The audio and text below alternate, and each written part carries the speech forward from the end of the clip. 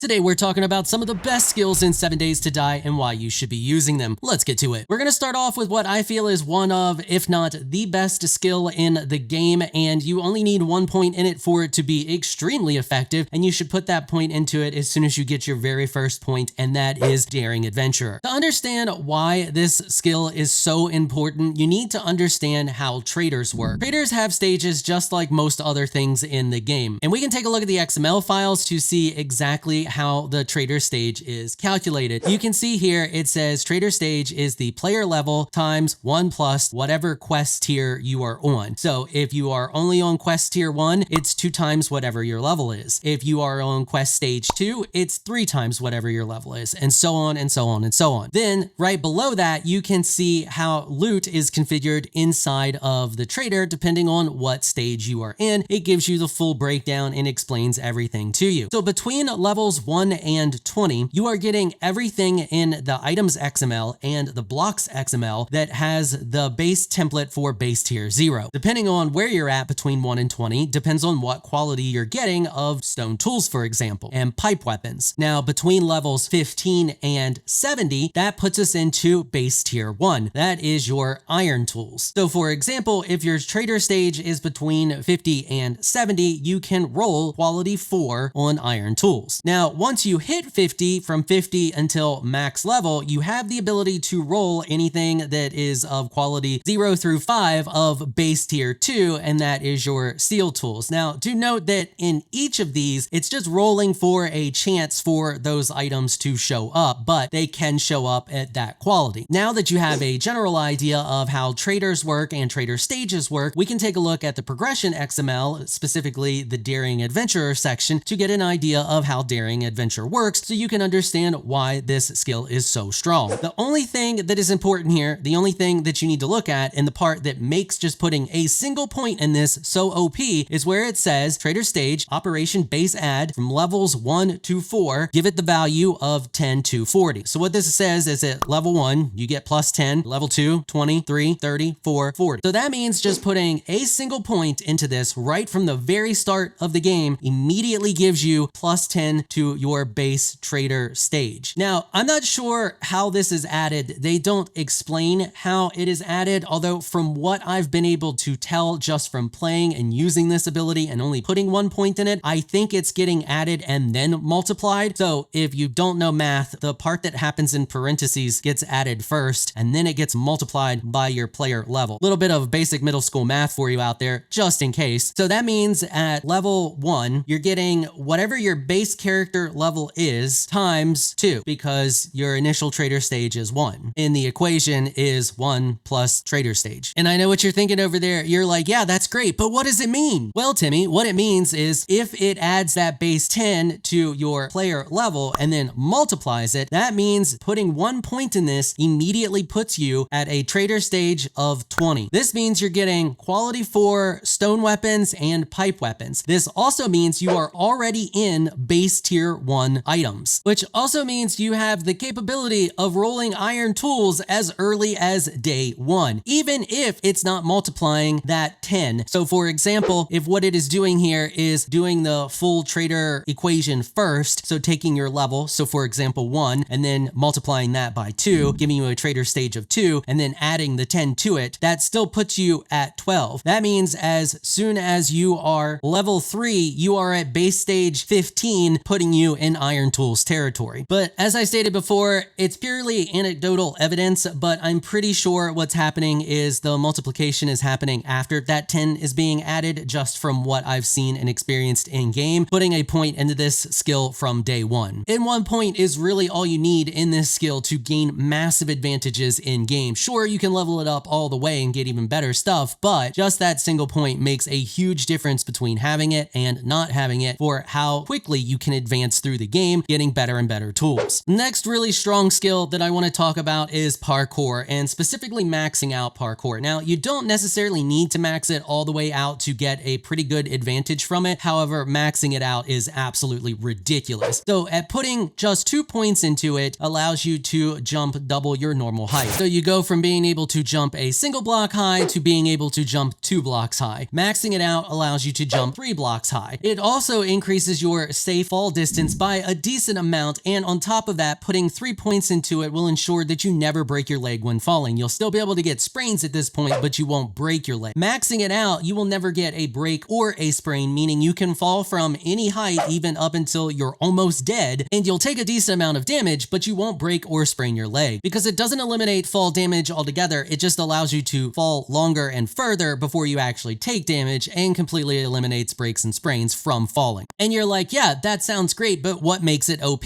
Well, it breaks the zombies for one. Zombies don't understand how to handle you jumping that high, especially if you jump that high frequently over and over again. They're slightly overtuned for their rage mode, and just jumping a bunch or jumping over their heads can trigger them to go into rage mode, and they'll just attack other random stuff that's not you. On top of that, this also just gives you maximum mobility in game, allowing you to quickly get to inaccessible to zombie areas if you are in any type of real danger really easily. Zombies aren't super mobile, and it takes them a while, it takes the AI a while to figure out what to do, like where to jump or the quickest way to get to you. So being very mobile just drastically increases your overall survivability. It also allows you to just get to areas much easier and jump around the map, getting to harder to get areas that you would normally have to pillar up to or build stairs up to if you didn't otherwise have maxed out parkour. Even just putting enough points into it to jump an additional block higher drastically increases your survivability. It also allows you to do things like put stairs up much higher than what zombies can jump and access them very easily, cutting them off and making secure areas in your base that's hard for zombies to get to if you get overrun for whatever reason. And honestly, I'm not sure what else to say about it other than that damage is good, but mobility is king in this game. There's a reason I hardly ever die, and that's because in all of my builds, I always max out parkour. Next, we have 𝐴69er. Now, many of you probably think that if you're not going to be mining, you don't need to get 𝐴69er. But 𝐴69er is absolutely insane because it just allows you to get to other places so much easier and break what the devs want you to do in the game. So most POIs, if not all of them, have a specific path that they want you to go through. And in that path, there's traps and pitfalls and all kinds of other things designed to kill you and make it hard for you to get to the loot. Maxing out Miner, or at least taking it to level 4, means a 5-point investment into strength, but it also means that it more than doubles the amount of damage that you do with your axe, pickaxe, and shovel, chainsaw, and auger. This is already really strong when you are in iron tier tools, but once you get to steel tier, especially the steel pickaxe, you will absolutely rip through blocks like it's nobody's business. Even more so if you put an iron breaker and a bunker buster mod on your pickaxe. Pretty much any block becomes trivial to you at that point. You can rip through safes, you can rip through concrete walls with 5,000 HP like they were nothing, meaning that there's very little in the way to stop you from just Kool-Aid manning your way through whatever wall you want to just go through. This is extremely handy for just quickly getting to massive loot piles if you want to do that, or just going your own path through a POI and not paying attention to locked doors, because locked doors are nothing for you with a mere 4-point investment into 𝐴69er and a steel pickaxe. And last but not least, we have a single point into physician. Now, why do you want to put a single point into physician? It's a bit of investment over in the intellect tree, which most people aren't going to mess with a lot. But here's the thing, putting a single point into physician not only gives you 25% more better healing over time, but the big one is it allows splints and casts to cure sprains instantly. Sprains are an absolute pain in the butt, and without a point in this, there's no way to deal with them other than just dealing with them for the time limit that they have, which by default is 10 minutes. That's a lot of downtime. That's time that you could be out looting, but instead it's probably safer for you to just wait 10 minutes back at your base, where if you have a single point into physician, you can just instantly cure that and be back out and going. It can also mean the difference between being out and about and having a sprain and being caught in a difficult situation to just instantly curing it and being back in the game, especially if you're doing something like a tier 5 or tier 6 clear. And you're like, but are sprains really that bad? Well, yeah, they're actually pretty bad. If your arm is sprained, for example, your ranged or power attacks will delay the healing and even hurt you, and further critical hits may result in a broken arm, which is very detrimental. On top of that, it also lowers your max health. And if you further damage it to the point where it ends up broken, then you're just crap out of luck, because even if you put a cast on it, it won't be healed instantly unless you've invested many more points into physician. So you have an option option of invest a little bit to put 1 point into it to cure that sprain instantly, or take a chance of the sprain becoming a broken arm or a broken leg, and then you have to deal with it for even longer. And a sprained leg is even worse because jumping or sprinting will delay the healing or even hurt you, and once again, further critical hits, so if you get hit by zombies, could result in a broken leg. And just like with a sprained arm, it also decreases your max health. So while spending 4 points into intellect in order to get this skill may seem like a lot, it is worth it in the long run and can save you a lot of headache in the future. Now, I will note this isn't one that I would necessarily hurry up and get super early on in the game, but it's definitely one to consider putting a point into about midway through the game when things become a bit more difficult and you already have the majority of the points into your core build. And that's what I feel like are 4 of some of the strongest skills in the game. Let me know down there in the comment section what you all feel are some of the best skills in the game. And if you enjoyed this video, found it helpful or informational, please consider hitting the subscribe button and notification bell so you can be notified when I upload other videos. And if you're looking for some more of my 7 Days to Die content, you can find a link to another one of my videos on the screen right now. I want to give an absolute massive shout out and thank you to all of my channel supporters for helping to keep these videos sponsor free. You all are absolutely amazing people. If you would like to become an official channel supporter, check out the links in the description below. If you enjoyed this video, please leave a comment down below. Let me know what you thought. If you're shy, you don't like to comment, just hit that thumbs up button and share your support. Until next time, thanks for watching.